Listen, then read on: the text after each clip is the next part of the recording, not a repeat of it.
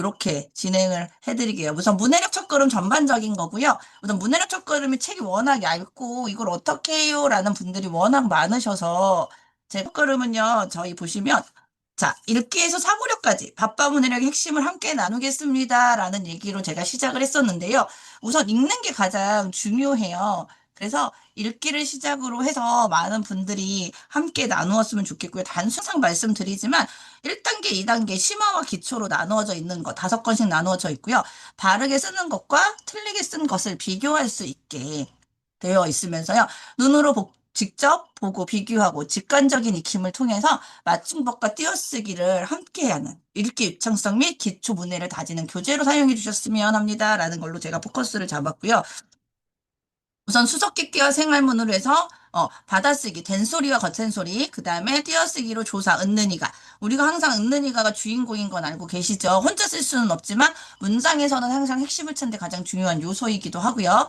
그래서 한 문장으로 짧은 문장을 통해서 우리가 생활문에서 생활에서 쉽게 생활할 수 있는 문장들을 통해서 이런 것들을 해결할 수 있게 되어 있고요. 일기와 편지 쓰기, 그다음에 앞받침의 받아들임 살려서 자, 연음과 국외음악, 그다음에 각각의 뜻을 띄어가면서 읽어요라는 것도 있는데요. 아이들이 음이단위 끊어읽기 하세요 하면 띄어쓰기를 기준으로 생각을 하는데 우리가 음이단위 끊어읽기를 할 때는 띄어쓰기 기준이 아니라 띄어쓰기를 포함한 구절이나 의미가 연결되는 단위여서 아이들에게 이것들을 좀 구분하는 방법을 가르쳐 주시면 좋을 것 같아요. 그리고 편지와 동심, 그다음에 받침, 그다음에 자음동화, 그다음에 꾸며주는 말, 이런 것들이 나오고요. 이야기와 독서 감상물, 받아쓰기, 7가지 받침, 그 다음에 의존명사나 단위, 이런 것들이 나오고 있습니다. 그래서 설명하고 주장하는 글, 복잡한 모음과 거센 소리와 헷갈리는 띄어쓰기가 함께 주장이 돼서 총 5개의 구성으로 되어 있고, 심화와 첫걸음, 기초는 똑같아요. 구성은 똑같은데 학년을 조금 분리해서 쓰시면 좋을 것 같아요. 문장이나 내용 자체가 조금 어렵기 때문에 예비초부터 1, 2, 3학년은 노란색인 첫걸음으로 그 다음에 뭐 3학년 이후 친구들은 문해력 첫걸음 핑크색인 심화 과정으로 해서 수업을 진행하시면 좋을 것 같고요. 우선 어, 1단락은 거의 짧은 문장으로 이루어져 있다면, 자, 2권부터 5권까지는 한 단락으로 구성이 되어 있어요. 그러면 이 단락에서는 무엇을 이야기하고 있는지 아이들이 요약을 할 수 있는 기본적인 문장 구성으로 이루어져 있습니다. 자, 문해력 첫걸음의 가룡은요, 문제 풀고 지나가는 책이 아니라 아이가 읽기, 이해하기, 표현하기 기초를 단단히 세우는 기초 문해력 도구로 사용하시면 좋을 것 같고요. 이 교재가 가진 힘은요, 원장님이 함께 제대로 활용하고 싶어서, 오늘 저희가 이렇게 내용을 준비했고요. 자, 우리가 오늘 드리는 문해력의 단계예요. 우선 어머님들한테 왜 이렇게 얇은 교재와 이렇게 쉬운 내용으로 갖고 하세요라고 이야기를 들은 적도 있으실 거고. 그런데요, 이 책이 문해력의 단계와 결부해서 수업을 진행하고 있습니다라는 거를 원장님이 포커스를 맞춰주셨으면 좋겠고요. 그러려면 원장님들이 문해력의 단계를 정확하게 알고 계셔야 합니다. 그래서 교재를 제대로 사용하기 위한 근거를 문해력의 수준에 단계에 맞춰 적용해서 수업을 하시면 정말 야무지게 교재를 활용할 수 있으실 것 같고요. 우선 아이들이 너무 긴 문장이나 단락을 읽는 것 자체를 되게 힘들어해요. 근데 읽기 유창성 너무 많이 떨어지죠. 그래서 요즘에 EBS의 다시 읽기라는 프로그램 혹시 보셨는지는 모르겠지만 저는 지금 그거 계속 리마인딩에서 보고 있거든요. 그래서 다시 읽기라는 프로그램 읽기에 포커스가 맞춰져 있는 이유는 아이들이 기본적으로 문장을 이해하고 무언가를 시작하는 첫걸음은 읽기예요. 근데 읽기가 안 된다는 이야기고요. 그래서 문해력 골든타임은 사수하기 위한 읽기 유창성 및 독해력 기초에 다지는 의미단위 끊기 읽기를 훈련할 수 있는 교본으로 사용해 주셨으면 좋겠습니다. 그리고 문해력 첫걸음을 통해서 기초적인 단계를 직접 풀어보고 적용할 수 있는 방법들을 알려드릴게요. 우선 제가 말씀드렸던 문해력 단계. 자, 기초 문해는요, 한글을 해독하는 거예요. 아이들이 기본적으로 한글을 소리내서 읽을 수 있는 단계예요. 이 단계는 아이들이 국어 공부나 문해력이라는 단계가 아니라 그냥 파닉스. A는 아라는 거는 파닉스잖아요. 그 A가 아라는 소리가 난다고 해서 아이들이 영어를 할 수 있는 단계는 아닌 것과 똑같이 어, 아라는 소리가 나는 거. 그 다음에 기억하고 아가 좀 가라는 소리가 나. 그리고 기억에 가에 기억 받침이 나면 가에 그 발음이 나서 각이라는 발음이 나. 이렇게 해서 소리가 나는 거고 내가 써 있는 문해력 단계라는 게 그냥 자, 미음 우, 니은이 합쳐진 글자로 문이라는 소리가 나는 거야. 그래서 글자를 읽을 수 있는 단계가 한글을 해독했다고 보는 거예요. 암호를 읽을 수 있는 단계이고요. 이 정도가 보통 기초문해에 해당이 되면서 한글을 읽고 소리를 읽어낼 수 있는 친구들이라고 볼 수 있습니다. 자, 그래서 낱말이나 단어를 읽고 쓸 수 있는 단계예요. 이때는 맞춤법도 틀릴 수 있고요, 분명히. 그 다음에 전반적인 내용도 달라질 수 있습니다. 그 다음, 이제 그 다음을, 이제 우리 아이들이 문해력 첫걸음으로 해야 되는, 훈련을 해야 되는 그 단계가 바로 기초문해 단계예요. 기초문해 단계에서는요, 아이들이 기본적으로 유창성. 자, 여기서 유창성이라 하면 제가 대화하듯 이렇게 이야기하듯 책을 같은 속도로 읽을 수 있어야 하고요. 문장에 독해가 들어가는 거예요. 이제 이 문장에서 요구하는 게 뭐고, 이 문장에서 뜻이 뭐고, 이 문장에서 무엇을 지금 나에게 전달하는지를 이해할 수 있어야 되고요. 이제 띄어쓰기를 포함한 문장 쓰기가 돼야 돼요. 그래서 기초적인 사실 독해, 문장을 읽고 1차적인 거, 이거 무슨 내용이구나. 나 지금 철수는 집에 가고 있습니다. 라면, 철수가 집에 가고 있어. 문장에 드러난 표면적으로 그냥 내가 1대1로 알 수 있는 직독직해를 뜻하는 거고요. 기초적인 사실적 독해는 그런 걸 이야기합니다. 그리고 기초문해를 당연히 포함하고 있겠죠. 그래서 제가 이렇게 그림을 그려놨겠죠. 그 다음 단계가 이제 기능문해예요. 이제 어머님들이나 일반 독서논술학원에서 기초문해를 건너뛰고 기능문해를 가장 많이 하고 있는 단계고요. 대부분 문해력이라 하면 문제를 풀고 하는 기능 문해 쪽에 포커스가 많이 맞춰져 있으실 거예요. 그래서 사실적 독해, 추론 독해, 기초적인 독해를 포함해서 이제 문장을 읽고 문장의 단락과 단락의 관계를 포함해서 전체적인 흐름을 파악하면서 글의 흐름에 따라서 내가 이게 무슨 얘기야? 작가가 무슨 얘기를 하고 있어? 하는 추론을 할 수 있는 독해예요. 이 정도는 이제 동화책을 읽는다든가 책을 읽기 위한 책, 그리고 우리가 갖고 있는 문제집들이 대부분 이 기능 목표에 포커스가 맞춰져서 출간된 책이고요. 문제집을 학습한 친구들이 이런 거는 굉장히 잘할 수 있고요. 대부분의 독서 논술이라고 하는 초등 친구들이 다니고 있는 독서 논술이라고 하는 국어 학원에서 행해지고 있는 부분이 바로 이 기능 문해 쪽입니다. 그리고 이제 비판적 문해라고 해서요. 이제 여기가 이제 다양한 글을 읽고 이해한다. 자신의 가치관을 적용해서 토론하고 생각하는 글쓰기를 할 수 있는 단계고요. 솔직히 저희가 이렇게 상담을 가보면 비판적 문해에 해당하는 단계를 초등 친구들이나 저학년 친구들에게 토론을 하고 글을 써요. 디베이팅 논술을 해요라는 얘기로 비판적 문해에 해당하는 이야기들을 많이 하지만 자, 초등학교 친구들은 근본적으로 비판적 문해가 될 수 있는 연령이 아닙니다. 이제 막 한글을 깨우쳤고, 이제 글을 읽기 시작하는 단계고, 글의 전체 흐름을 파악하고 요약하는 단계가 안 되기 때문에 비판적 문해를 할 수 있는 단계는 아니고요. 정말 비판적 문해를 한다는 건 중고등 어느 정도의 책도 읽고, 내 배경 지식을 쌓고 학습적인 지식을 쌓아놓은 상태에서 친구들이 지금 대입 논술을 하고 약식 논술을 한다든가, 고등학교에서 하는 입시 논술을 한다든가 그런 부분이 비판적 문해에 해당하고요. 중학교 이상 빠르면 초등학교 고학년도 비판적 문해가 안 되는 경우가 많고요. 5, 6학년 때 보통 디베이팅 논술이라든가 비판하는 글을 써본다든가 그런 식으로 해서 많이들 시작할 수 있는 단계라고 볼 수 있습니다. 왜냐하면 내가 갖고 있는 지식의 한계가 있기 때문에 비판적 문해가 하기가 쉽지는 않아요. 그래서 대부분 초등학교에서 우리가 기능 문해까지만 아이들을 제대로 이끌어 주신다면 충분히 아이들이 앞으로 살아가고 뭐 입시에도 적용할 수 있고요. 이걸 발돋움이 되지 않으면 비판적 문해나 논술 준비하기가 조금 힘들 수도 있습니다. 그런데 자, 밥과 문해력은요, 딱 기초 문해, 유창성과 문장 독해, 문장 쓰기, 기초적인 사실 독해, 기초적인 문해를 포함해서 딱 기초 문해까지 학습할 수 있는 딱 교구로 사용하시면 되면서 가장 중요한 문해력의 골든타임 및 기초를 탄탄하게 따지는 기초 공사를 튼튼하게 할 수 있는 교재로 사용하시면 좋을 것 같고요. 자, 기초문해에 해당하는 거는 제가 유창성, 문장 독해, 문장 쓰기, 기초적인 사실 독해, 기초적인 포함한다고 하셨죠? 자, 이걸 할 수 있는 문해력 골든타임은 초2까지입니다. 절대 놓치지 말고 기억해 주세요.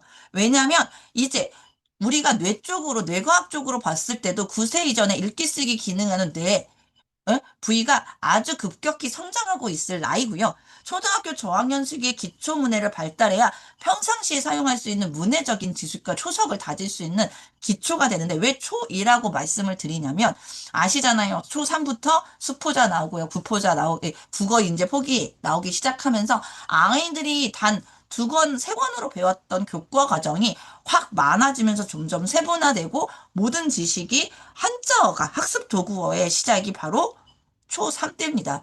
그렇기 때문에 최소한 읽고 아이들이 1차적인 독해, 문장 독해를 할 수 있고 쓸 수 있는 사실 독해를 포함하는 기본적인 기초 문해는 딱 초등학교 2학년 때 갖춰놓고 아이들이 이걸로 인해서 자신감과 함께 난 할 수 있어라는 자신감과 함께 학습에 대한 긍정적인 감정과 함께 나중에 정말 본격적인 문제 학습이 시작되는 초3 과정으로 연결될 수 있도록 여기서 초3 과정에서 부담을 느끼지 않도록 아이들이 할 수 있는 단계이기도 하고요. 이제 3학년 때 할 것이 너무 많아지면서 이쪽을 기초문해를 아이들이 짚고 갈 수 있는 시간이 없기 때문에 딱 초등 3학년 되기 전인 초등 2까지가 이 기초문해 골든타임이라고 할 수 있습니다. 그리고 아이들이 우선 말하고 표현하고 내 감정을 표현할 수 있는 나이도 초2까지예요. 빠르면 초2에도 안 하는 친구들 굉장히 많거든요. 그렇기 때문에 우리가 이끌어갈 수 있고 우리의 말에 적용할 수 있고 습관을 들일 수 있는 나이이기 때문에 기초 문제 기초 문해력 골든타임 초2로 절대 놓치면 안 된다고 잡고 있고요. 이거는 제 얘기가 아니라 논문이나 독서 교육을 하시는 분들이면 누구나 포커스를 맞추고 있는 부분입니다. 그래서 이제 강의를 들으시거나 연수를 가셔도 문해력 골든타임 초이라는 거 절대 잊지 않으시고 어디서나 말씀하시고 있다는 거예요. 자, 이걸 보시면 제가 지금 국어가 아닌 수학으로 해서 지금 초등학교 1학년 친구가 하는 모습 보여드리고 있는 거예요.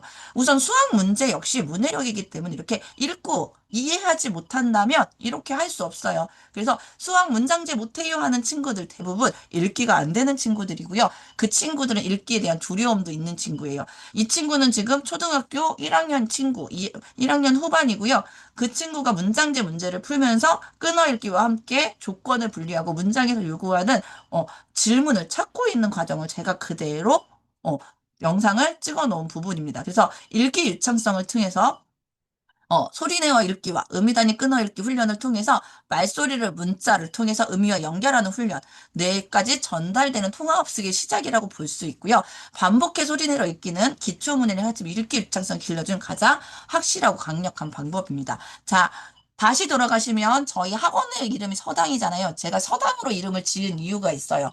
서당이라는 자체가 우리나라의 기초 학문을 가르쳤던 관이고요. 딱 중등까지의 학생들이 대학이라는 과거를 급제하기 위한 성문관이라는 또 입시 교육기관을 들어가기 위한 전 과정이었기도 하고요. 서당을 다니는 학생들이 봐도 기본적인 훈련, 읽기 쓰기 훈련을 하는 거고요. 서당에서는 천자문을 소리내서 읽었어요. 그 읽었던 이유가 말을 통해서 의미를 전달하고요. 뇌를 깨우는 학습의 시작을 알리는 시작이었다고 합니다. 그래서 이 유창성을 길러주는 거는 우리 옛날부터 어르신 선조들부터도 했던 방법이기 때문에 소리내서 이렇게 굉장히 중요하고 굉장히 포인트가 돼야 되는 부분인데 우리가 가장 놓치고 관과하는 부분이기도 하고요. 아이들이 가장 싫어하는 부분이기도 합니다.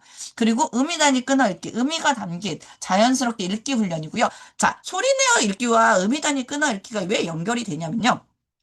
내가 유창하게 읽을 수 있어야 자연스럽게 높낮이를 맞출 수 있어요. 자, 의미를 담아 자연스럽게 읽는 훈련으로 높낮이, 멈춤, 속도와 같은 소리의 흐름을 읽는다라는 거고요. 자, 이게 바로 은율이죠. 우리가 읽을 때 말하듯이 읽는 것과 딱딱한 의미를 담아 자연스럽게 읽는 훈련으로 높낮이, 멈춤을 얘기한다라고 이야기하는 것과는 엄연히 차이가 있고요. 이해력도 차이가 있어요. 그래서 은율이 살아있게 읽는, 깊이 있는 읽기, 은율을 살아서 맞춰서 읽는 건 내가 호흡과 내가 읽는 것을 끊어 읽을 수 있고 내가 글을 읽고 조정할 수 있다는 건 내가 이해를 했기 때문에 가능한 일이에요. 이미 글을 읽어서 누군가에게 전달하는 훈련도 함께 해야 하기 때문에 우리가 소통하는 기본적인 거잖아요. 그래서 은유사라 읽기는 깊게 이해했기 때문에 가능한 거고요. 의미와 감정을 전달할 수 있기 때문에 의미 단위 끊어 읽기, 소리내어 읽기를 통한 의미 단위 끊어 읽기는 읽기 유창성이 가장 핵심이고 기본을 갖춰야 될 기본이라고 생각합니다. 수업할 때 하고 있는 방법이에요. 친구들과 함께 끊어 읽기 하고 친구 혼자 연습시키고 있는 방향이고요. 그래서 소리내어 읽기는 항상 제가 수업 시간에도 진행을 하고 있는 부분이고요. 읽기 능력을 좌우하는 결정 요소가 의문, 인식, 의문의 규칙, 읽기 유창성, 어휘력, 읽기의 등이 있는데요. 가장 중요한 읽기 유창성, 글에 빠르고 정확하게 자연스러운 억양으로 리듬으로 읽어내는 능력, 문해력과 학업 척진도에 영향을 미치는 가장 키포인트라고 볼 수 있습니다. 그리고 독해와 이해를 이어준 연결단위라는 게 해독이라는 게 내가 지금 눈으로 먼저 글씨를 인지했어요. 그래서 글씨는 눈으로 받아들였다면 그거를 내가 소리내어 읽으면서 내 귀로 다시 들으면서 그거를 이해하는 연결다리 역할을 해줍니다. 그래서 읽기 유창성이 갖춰져야 비로소 이해라는 높은 사고 수준으로 도약할 수 있는 시작이 되고요.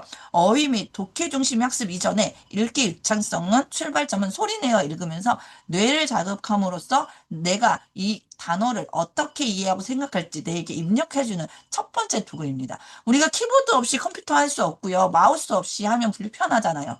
그거와 똑같은 거고요. 그래서 읽기 유창성을 통해서 눈으로 인지한 걸 다시 한번 뇌에 이어주는 역할을 해주신다고 보고요. 내가 소리를 내서 읽음으로써 이것들을 이해하는 뇌를 움직이는 시발점이라고 보시고 스위치라고 보시면 좋겠습니다. 자, 그래서 익히 유창성 단계에서는요, 우선 정확하게 읽는 게 가장 중요해요. 틀리지 않고 정확하게 읽는 연습. 문법의 지식이나 의문의 인식을 함께 체화시킨다는 게요. 너 이거는 두음 법칙이고, 앞에 받침이 있으면 뒤하고 함께 소리나 이거는 두음 법칙이야. 그런 문법적인 요소를 넣으라는 게 아니라요.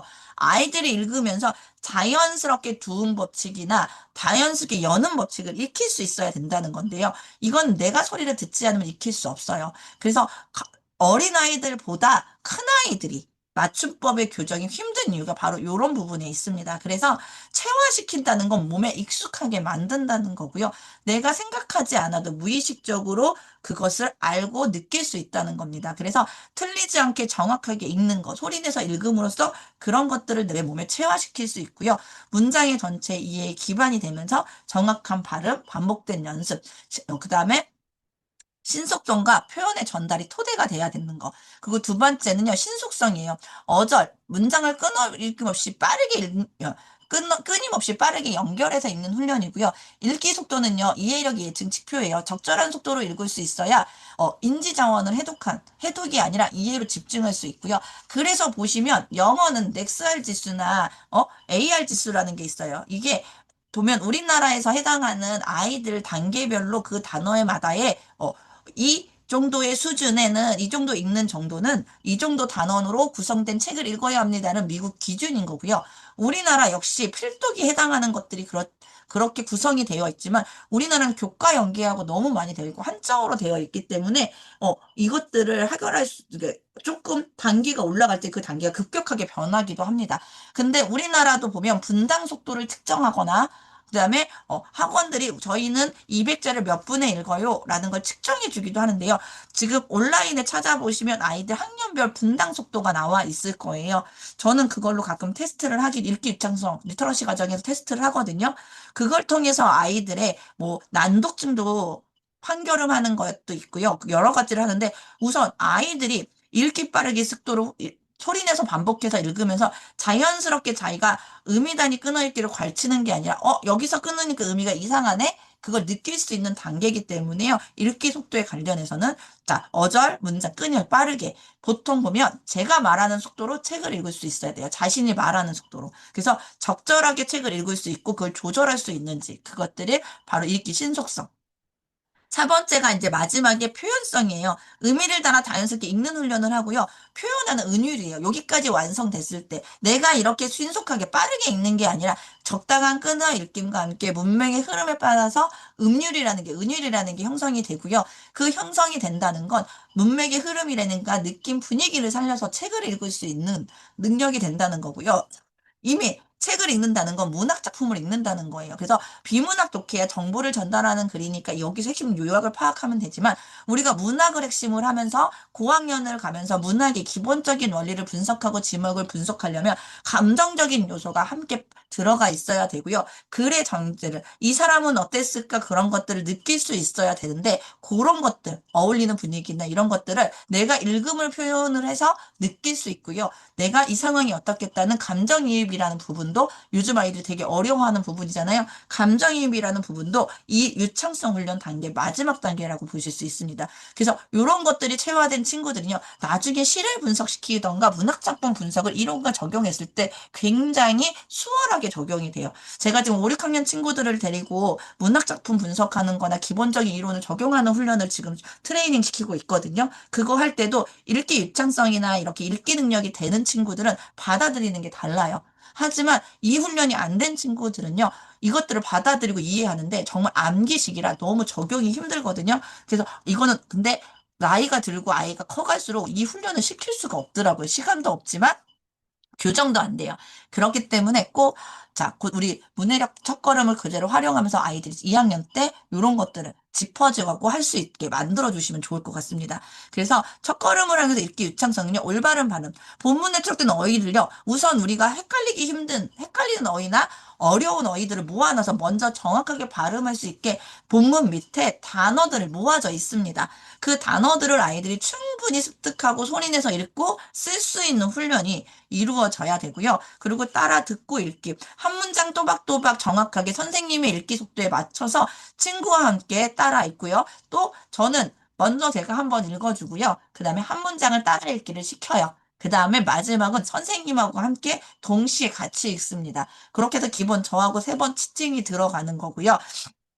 그 다음에 다시 읽기 들어가는 건 처음부터 끝까지 표현잘해서 자기가 혼자 읽는데 다시 읽기에는 제가 듣기와 따라 읽기 훈련을 시킨 친구들이잖아요. 그러면 다시 읽기에서 자기가 읽은 속도를 측정하게 만들어요. 그래서 스스로 처음부터 끝까지 읽고 내가 이걸 읽는데 몇 분이 걸렸고 몇 초가 걸렸는지를 본문 위에 기록하게 만들어 줍니다. 그러면서 읽기 유창성의 훈련을 조금 더 해주고요. 제가 아이들을 테스트할 때도 항상 초시계를 짚고 어떻게 읽는지 같이 확인을 합니다. 그래서 내용 확인 문제는 우리 보시면 본문의 옆쪽에 보시면 앞뒤 구성이 되어 있잖아요. 그래서 아이들이 이렇게 해서 다시 읽기에서 유창성까지 훈련한 친구들은요. 스스로 혼자 내용이 이해됐는지 읽은 내용을 되짚어 보는 과정으로요. 틀린 문제가 있다면 본문과 어휘를 다시 풀어보고 읽을 수 있게 스스로 학습으로 연결할 수 있어요. 근데 읽기 육자죠. 문해력 첫걸음 단계의 본문이요. 길지 않기 때문에 충분히 원장님들이 티칭 수업을 하시면서도 친구들을 봐줄 수 있고요. 돌아가면서 한 명씩 봐줄 수 있습니다. 만약에 1단계나 2단계의 긴 지문 갖고 훈련을 한다 그러면 아이들을 그렇게 봐줄 수 없어 소그룹 수업이 진행돼야 하지만 첫걸음을 통해서 짧은 문장을 통해서 이렇게 훈련을 해주신다면 충분히 봐줄 수 있고요. 이게 한 단락까지 된 기초가 되기 때문에 원장님이 1단계, 2단계, 3단계의 문해력 수업을 하실 때 우리 교재 활용을 하실 때 원장님의 힘이 덜 들어갈 거예요. 아이들이 슬슬슬 스스로 할 수 있는 능력을 장착시켜 주신다고 보시면 됩니다. 어쨌든 기초가 튼튼해져야 아이들이 윗단계를 스스로 해결할 수 있고요. 무엇이든 효과는 볼 수 있습니다. 그래서 자 보시면 제가 구성했던 거고요. 저는 이렇게 구성이 되어 있으면 요 밑에 부분을 먼저 발음 익히기부터 학습을 진행하고 있고요. 이걸 분명히 읽고 소리내서 듣고 따라 읽을 수 있게 할 수 있고요. 그 다음에 본문을 읽기를 시킵니다. 그래서 선생님과 함께 따라 읽고 스스로 읽기. 그리고 여기에다가 저는 기본적으로 아이들이 스스로 3단계 할 때 읽었던 내용들에 대한 초를 하고요. 그 다음에 아이들이 직접 여기서 분석은 큰 아이들은 시키기도 하는데 우선 어린 친구들은 시키지 않아요. 유창성이 포커스이기 때문에. 그다음에 이렇게 읽은 다음에 여기부터의 문제는 스스로 풀고 답맞춤까지 본문에 찾아서 스스로 학습하고 확인할 수 있게 만들어 줍니다. 내용 확인까지. 그래서 이렇게 학습이 진행하면 좋고요. 이 문제만 단순히 푼다면 당연히 교재는 어떤 교재도 빨리 풀 수밖에 없어요. 그렇기 때문에 이 본문과 발음 정확하게 이해하고요. 아이들이 혼자 쓸 수 있고 혼자 학습할 수 있게 충분히 기본을 만들어 주시면 좋을 것 같아요. 그래서 음이단위 끊어 읽기라는 거 어디서 끊어요? 원장님들도 되게 힘들어 하시죠? 그래서 제가 음이단위 끊어 읽기도 조금 잡아드릴게요. 유창성 및 독치의 기초고요. 유창하게 읽고 정확하게 이해하기 위해서는 음이단위 끊어 읽기를 읽을 수 있어야 됩니다. 하지만 음이단위 끊어 읽기가 답이 있는 건 아니에요, 원장님들. 그래서 이해하며 읽기 위해서는 유창성 훈련을 통해서 음이단위 끊어 읽기를 하는데요. 긴 문장을 적절하게 끊지 못하면요. 부자연스럽게 읽거나 정확한 소리를 내지 못하기 때문에 읽어도 의미를 파악하거나 내용을 알지 못하는 경우가 굉장히 많고요. 문장의 끊어읽기 위치를 표시, 반복적으로 읽기를 지도함으로써 아이들이 그 위치에 따라서 내가 어때 어떻게 읽어야 됐거나 스스로 조정하는 능력이 생깁니다. 그리고 짧은 문장을 먼저 연습한 다음에 긴 문장으로 넘어갈 수 있어야 되는 거고요. 그래서 스스로 끊어 읽고 다양한 글을 반복해서 읽고 끊어 읽는지를 알아가는 게 가장 중요하다고 볼 수 있습니다. 그래서 저도 어느 정도까지는 제가 같이 해주고 있는 부분입니다. 첫걸음을 하는 끊어읽기 훈련은요. 우선 제가 항상 느끼죠. 주어. 그 문장에서의 주어예요. 자, 문장에서 근데 주어라는 말 굉장히 어렵습니다. 주어가 아니라 이 문장에서 원장님들이 질문할 때 문장 속에서 누가 했어? 무엇이 했어? 라는 말을 좀 찾아주시면 좋고요. 그러면서 주인공이 누구야? 라는 이야기 제가 많이 쓴다고 말씀드렸죠. 그리고 기본적으로 뭐뭇이, 뭐뭐가, 뭐뭇은, 뭐뭇은 자, 주격 조사가 붙어 있는 말에서 우선 끊어읽기 해주시는 게 가장 좋아요. 주어 끝에 붙어 있기 때문에 무엇이 어떻게 되었다, 무엇이 어떻게 누가 무엇을 했다고 때문에 은는 이가 기본적으로 주어 찾아서 끊어주신 힌트가 됩니다. 네, 목적어 끊어읽기 문장에서 목적은요, 무엇에 해당하는 거예요? 내가 뭐 어디를 간다라든가, 내가 무엇을 했다라는 것이고요. 뭐뭐를 해서 끊어주시면 되는 거고요. 서술어 끊어읽기. 서술어는 문장 속에서 행동이나 상태를 나타내요. 그 동사나 형용사고요. 우리나라는 문장의 맨 마지막에 옵니다. 그래서 제가 보통 너무 어려우면 뭐뭇을 했다, 뭐뭇을 갔다, 이쁘다, 그 다음에 나는 집에 가고 있다 등 서술어를 먼저 찾아보시라고 시키는 이유가 서술어를 한 주체가 누구야? 내가 집에 간 사람이 누구야? 이쁜 사람이 누구야? 그런 식으로 아이들에게 질문하기 좋기 때문에 제가 원장님들에게 항상 강조하죠. 서술어부터 찾으세요. 이 문장의 끝이 어딘지 보세요. 이 문장 끝에서 무엇을 했는지, 뭘 이쁘다고 했는지 그 주인공을 찾으시면 됩니다. 라고 얘기를 하죠. 그래서 서술어를 찾고 주인공을 찾으신 다음에 이 주인공이 어떠했는지 아니면 서술어가 어떠했는지 그리고 내가 어디로 가고 있는지 무엇을 할 건지 목적어를 찾으시면 됩니다. 그리고 마지막에 이제 꾸며주는 만들을 찾으시면 되는 거고요. 그리고 원장님들이나 제일 헷갈려 하는 게 접속어 또는 연결어미예요. 바로 문장이 두 문장 섞여 있는 경우예요. 문해력 첫걸음은 5호 정도 끝에 나오기는 하는데요. 그래서 제가 이런 문장이 연결되는 문장이 적기 때문에 문해력 첫걸음을 충분히 연습을 시키라고 하시는 거고 충분히 끊어읽기를 시키라고 말씀을 드릴 수 있는 게 이런 부분이에요. 이제 1단계, 2단계로 독해 문제집이든 1단계, 2단계로 문해력 교재가 올라가면요. 이렇게 문장과 문장이 연결되는 문장이 굉장히 많고요. 이런 찾기가 굉장히 어려워요. 왜냐면 문장을 두 개로 분리해야 되거든요. 그래서 우선 힌트를 드리자면 문장이 두 개로 접속되어 있으면 뭐뭐는데 뭐뭐지만 뭐뭐니까 뭐뭐서 등 이런 접속어가 대부분 접속 어미가 연결 어미가 붙어 있기 때문에 이 부분에서는 꼭 끊어주세요. 그러면 문장이 두 문장으로 분리하시기 훨씬 쉬우실 거예요. 자, 그리고 주어에서 끊어 읽기에서 누가 무엇을 뭐뭇은 뭐뭇이가가 한다고 했잖아요. 그 문장을 읽고 주어를 찾고 주어 뒤에서 끊어 읽기를 하는데요. 끊어 읽기 표시한 곳은 잠깐 쉬어 읽으라고 아이들에게 알려주셔도 좋습니다.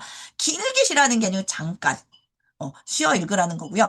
자, 이렇게 문장이 있으면 고양이가 숨었다. 이게 뭐다? 고양이가 숨었다. 이런 식으로. 자, 보시면 잠시만요.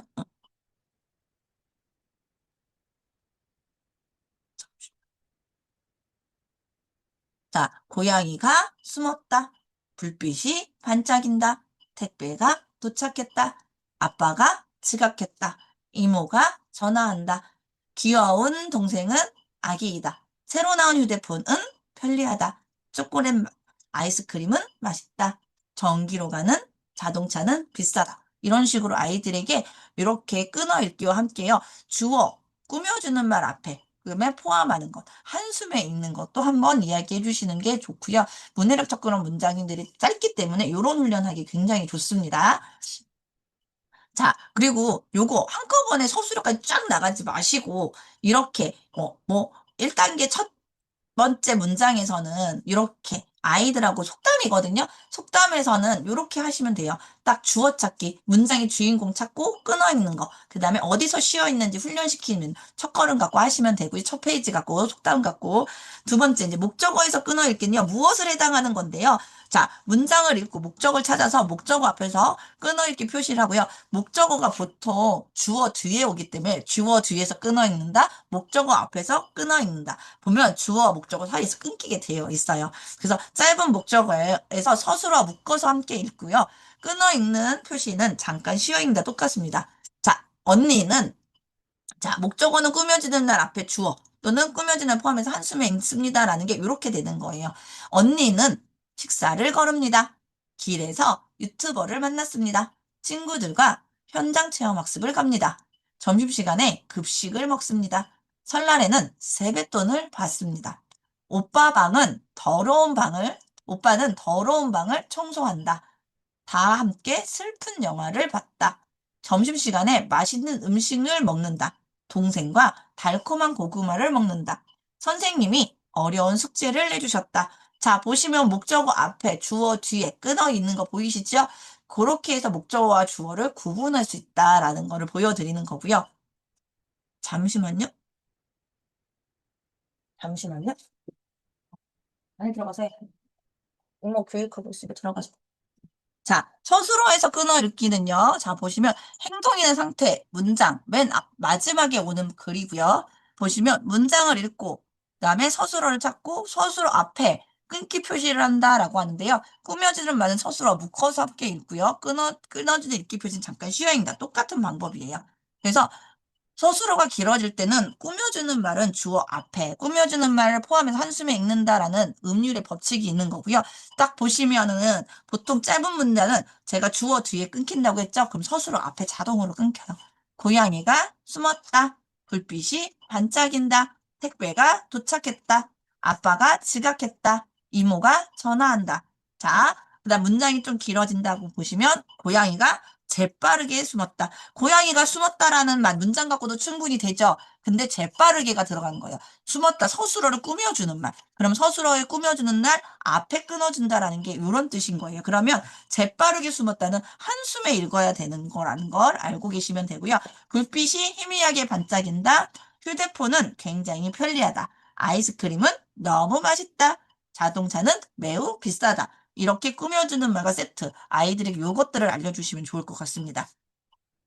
자, 그 다음에 서술어 끊어읽기에서 연결음이 고, 는데, 지만, 니냐 이거라고 했죠? 그래서 문장을 읽고 서술어를 찾은 다음에요. 연결음이가 보통 서술어가 고 앞뒤에 다 걸리기도 하고요. 두 문장의 끝에 서술어가 있기도 합니다. 그래서 자, 두 문장 연결 접속음은요. 고양이가 뛰어서 내 품에 안겼다. 여기서 중요한 거는 고양이가 뛰었다, 내 품에 안겼다라는 두 문장인 거예요. 그래서 고양이가 뛰었습니다. 내 품에 안겼습니다라는 문장이 합쳐져서 고양이가 뛰어서 내 품에 안겼다. 불빛이 밝았습니다. 그런데 금방 꺼졌습니다. 라는 두 문장이에요. 그러면 불빛이 밝았는데 금방 꺼졌다. 숙제를 다 해서 마음이 편하다도 마찬가지. 숙제를 다 했다, 마음이 편하다라는 두 문장이 합쳐진 거고요. 기린은 풀을 먹고 있습니다. 잠을 잤습니다. 이것도 기린은 풀을 먹고 잠을 잤습니다라는 건 기린은 풀을 먹고 있습니다. 기린은 잠을 잤습니다라는 두 문장을 합쳐놓은 거겠죠. 택배가 도착했습니다.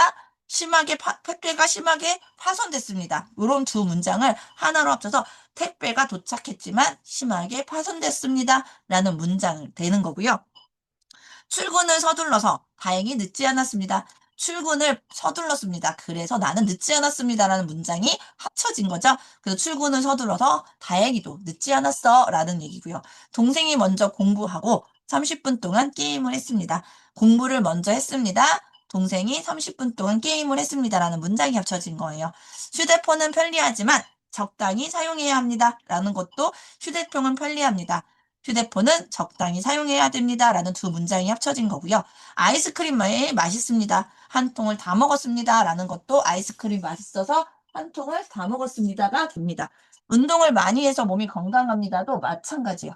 아빠 나 교육이냐? 그래서 맞춤법하고도 연결이 되기는 해요.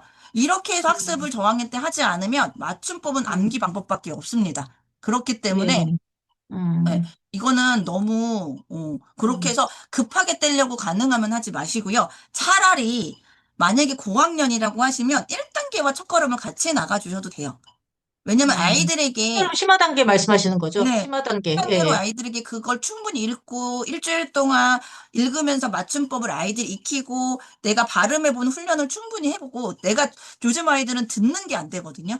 그렇기 때문에 맞춤법이 어려울 수밖에 없어요. 그렇기 때문에 내가 읽고 그 다음에 차라리 분석을 시키시는 게 훨씬 나으실 수도 있어요. 고학년 친구들에게는.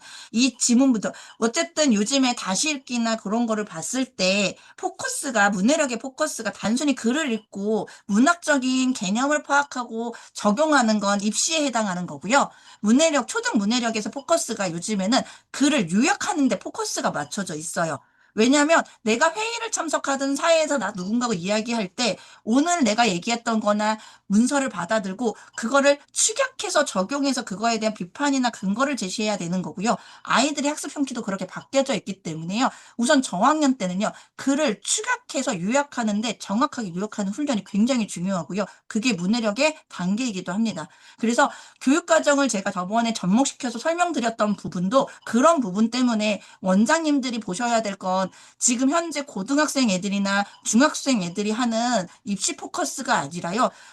작년 겨울에 했던 2023학년도 현재 5학년 친구들의 입시 전형과 지금 5세 아이들이 봐야 될 현재 5세 친구들이 해야 될 제가 두 가지 전형 해드렸잖아요. 그거에 포커스를 맞추셔서 국어 교육을 하셔야 되고요. 이제 저도 이제 여기저기 강의를 들어보면 옛날에는 수학, 영어가 포커스였다면 드디어 이제는 다들 얘기하십니다. 초등학교 때 국어, 수학, 영어로 바뀌어야 된다라는 거고요. 지금 대치동이나 입시 강사님들이나 대치동에서 흔하곤 하시는 포커스들이나 주제들 보시면 국어가 앞으로 왔어요. 드디어 국수사과로 넘어갔습니다. 저희가 포커스가. 그리고 그럴 수밖에 없던 게 제가 그때도 말씀드렸지만 영어는 절대평가잖아요. 그래서 단계가 쉬워졌고요.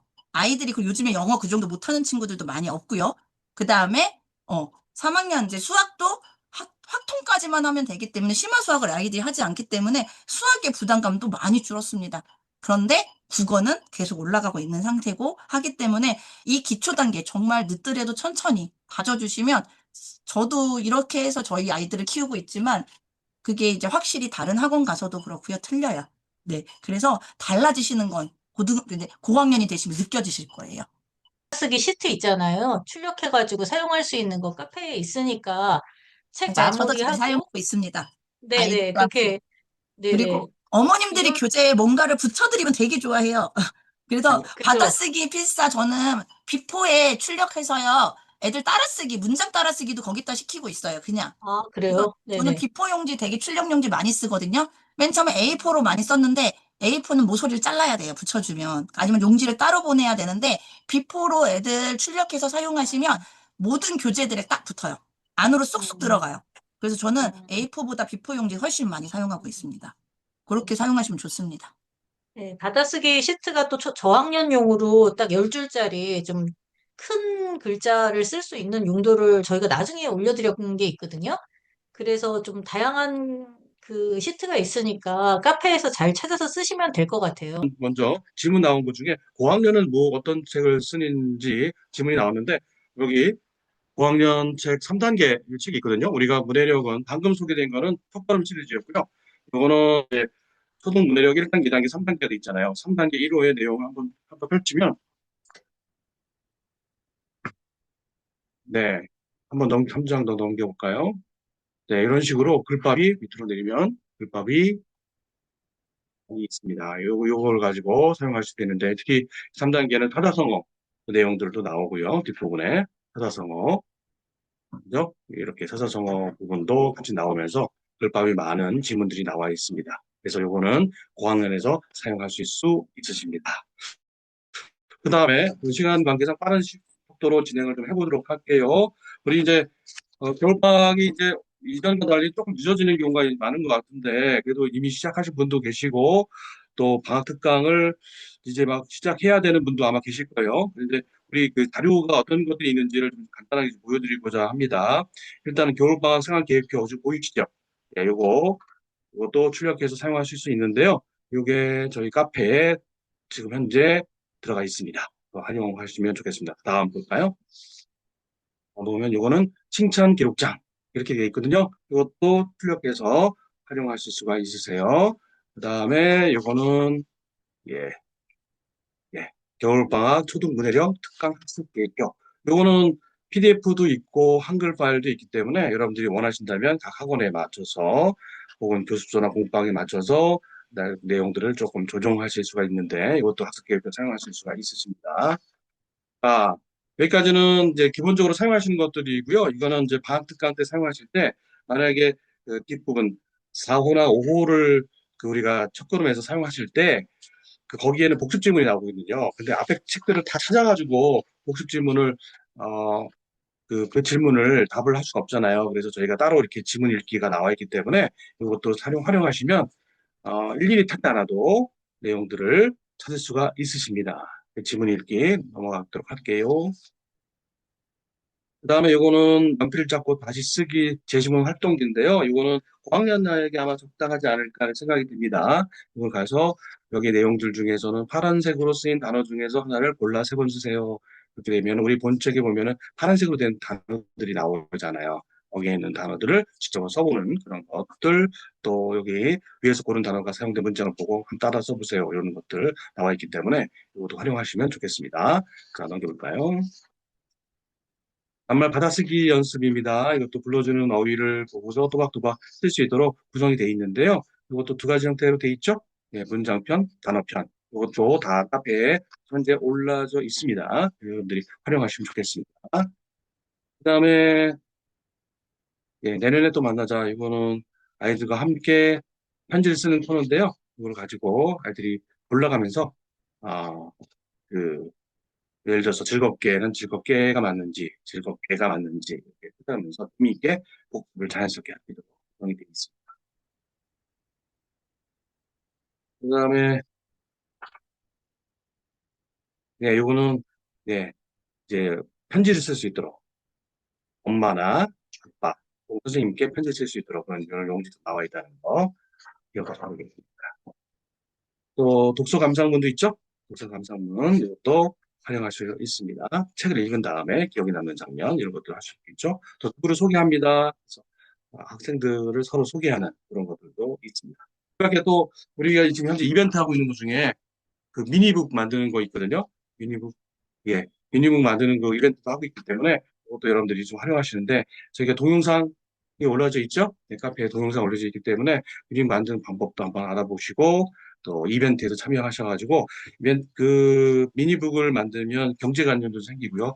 그 책을 만든 다음에 거기에 몇 원, 얼마짜리라고 적고요. 또 자신의 이름도 적을 수 있고 이런 것들도 여러 가지 다각적으로 교육적인 효과가 있기 때문에 활용하시면 되고요. 그거를 만드신 다음에 저희 본사로 사진을 찍어서 보내주시면 저희가 선물을 드리는 이벤트를 좀 하고 있습니다. 자세한 내용은 카페에서 확인하실 수가 있으십니다. 네, 이렇게 해서 간단하게 설명을 좀 드렸고요.